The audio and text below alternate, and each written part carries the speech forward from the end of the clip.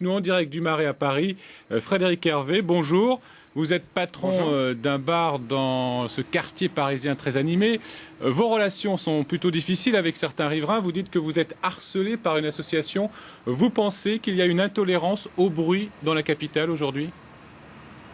Non, je pense que dans les quartiers centraux, les gens savent où ils habitent. On passe notre temps à discuter, à concerter avec les riverains.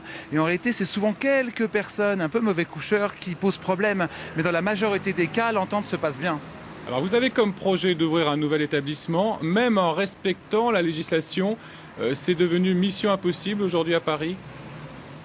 Ah, c'est plus que ça. Nous, notre projet est bloqué depuis maintenant 17 mois par les autorités locales qui l'ont qualifié de pousse au crime. Alors qu'on demande simplement à être des chefs d'entreprise responsables, d'ouvrir un dialogue. On est prêt à mettre en place les normes les plus drastiques en termes de bruit ou d'environnement. Mais pour ça, il faut créer un dialogue. Dans votre cas, quel est le problème ? Ce sont les riverains ou c'est la mairie de Paris et la préfecture de police ?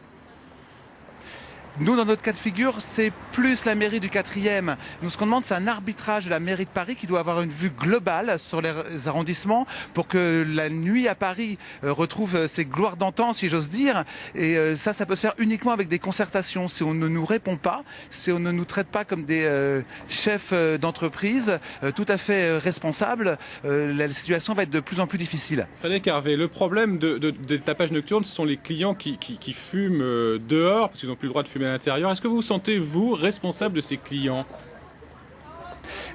Il y a plusieurs cas de figure. Sur un projet comme le nôtre, où plusieurs fumoirs sont prévus d'être installés à l'extérieur, etc., où on a besoin de financements qui sont lourds, on peut les obtenir à condition que la municipalité travaille avec nous.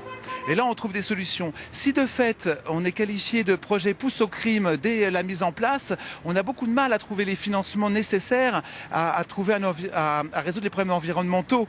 Les problèmes des fumeurs peuvent se résoudre. Il y a des tas de solutions pour ça. Est-ce que vous êtes prêt, Frédéric Hervé, à faire la police dans la rue, à interdire aux gens de faire du bruit ? On le fait déjà, les équipes de sécurité le font au mieux, souvent en concertation avec les services de police locaux. Merci Frédéric Hervé d'avoir répondu à nos questions. Pour en savoir plus sur ces états généraux de la nuit, vous pouvez